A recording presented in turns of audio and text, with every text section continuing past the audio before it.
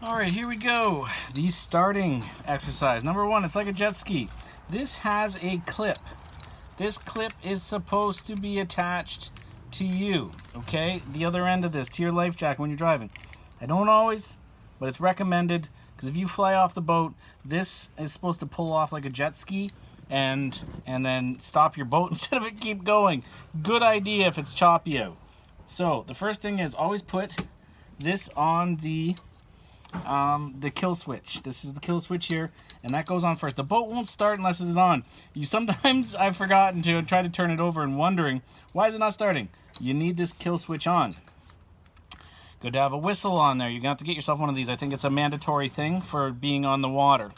And this is the starting key. So you put that sucker in. Okay, you just find out you put it in to the thing in the off position. You want to like turn it up, and that turns it to run. Now you should all of a sudden see on your dials here the level of the gas. It should show properly. You run the blower for a bit, of course, if the back isn't open. Now, do not ever start this again if it's out of the water. Ever. Only in the water. And you make sure that this here is pulled out, okay? That means that it's in neutral position, and you're tied to the dock in a good fashion. And this is in, it's always good to kind of wiggle it just to make sure it's here. Now, when you're ready to start it, I always do start it, push it forward a bit. You don't want to have it in where it floods the engine or anything, okay? So you kind of push it forward, right?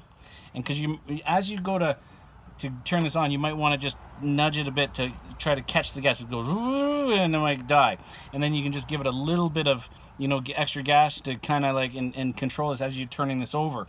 So to choke is this. This is a choke button. When you press in, right now it's in the center position. You press in and turn, and it's going to go. And then let off. Don't press in and turn more than 3 seconds, 4 seconds. You can blow your starter, okay?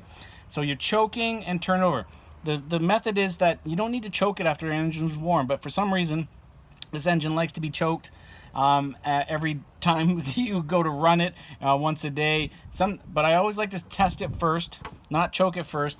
Just turn it and boom, boom, boom, boom, boom, boom, not push in. Just turn right, to the thing without choking it first. Always test that the first time and see if it goes. If it doesn't, then wait 3 seconds, 4 seconds, 5 seconds, 30 seconds, and then go and then press in and turn while it's still pressed in and turn it over to the side as it pressed in, and that's choking while starting it.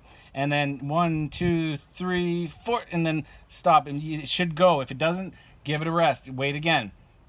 And then, to kind of check things, wiggle things, make sure everything's on, the switch is on well, and then go and choke again. Press in and turn over, and it's going to, and then almost sound like it's going, and sometimes almost going down, and then just kind of give it a little bit of throttle to catch it, and then, and keep throttle forward until you're feeling comfortable that it's running. And soon as it's, like, of course you let go of the key and it's, came back to center, and you're playing with this now, and then just kind of let it off to the center position when you're neutral, and just now that it's turned over. And that's the gist. So, and now it's running, and it's just sitting there bubbling. You're feeling a little propulsion. It does cause wake. So it will, even in the neutral with this thing pulled out. So you have people on the dock ready to, take the ropes off. You're holding the dock as we did before. And even if you can push it out and get this going in the water, I mean, sometimes if there's no one around, you can kick it over out in the water instead of being tied to the dock. But it's your call.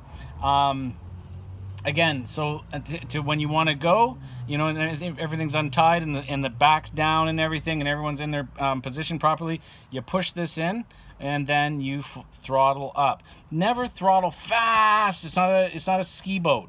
You just go out and then slowly ramp up, and then you'll, in places where you're not supposed to have wake, leaving marinas, always be respectful. Don't cause a wake. Go slow for a long time until you get out the thing. Then you can pick it up so that you plane. And that's kind of the respectful fashion, because you don't want to be pushing other boats with your wake while they're tied to the dock and smashing to it. It's all a respectful thing boating. So choking is it says right here, push to choke. So it's in the off position now. put it to run, you know, everything's on, you notice the battery's working, great, or nothing turns on, you're like, oh, I forgot to put the battery lines on, and go back there and lean over and tighten them up. And then push in and over while it's in, and then 1, 2, 3, and then let go while this is going, and give it a go.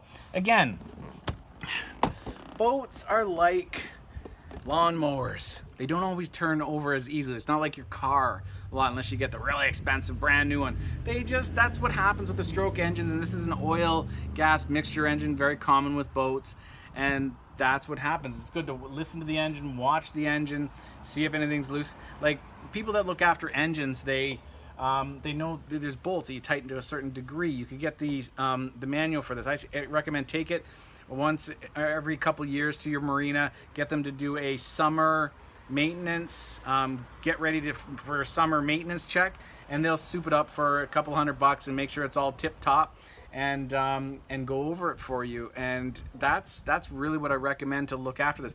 When you go to store this, there's a stabilizer fuel that you can put in to make the fuel nice, to stabilize it through the winter. I can tell you what the name of that. I always do that when I put it into storage in a garage. I put this thing inside every single winter. I have some beams I'm going to give you, and the canopy to go over it, so if you're leaving it in the fall and there's leaves and all that stuff, then that'll help you to keep it well, because they do have that little area down here which water will, when it's up on an angle, the boat, the water will pour out here, go into the engine compartment down below, and just stream out the back 2 holes. And that's primarily it. I'm sitting in the boat right now and showing you some things, and I guess we'll just look at the engine here for a second. Everything's good. Everything's done well. You can see that the gas is really well in here, and there's the little pump down there, the squeeze that you can use if you need to send some gas. That's usually at the start of the season, but it's always pretty darn good. This has all been redone. It's that starter kit. You'll see that I paid like $1,200 to get fixed, and all the wiring. It's all clean, brand new.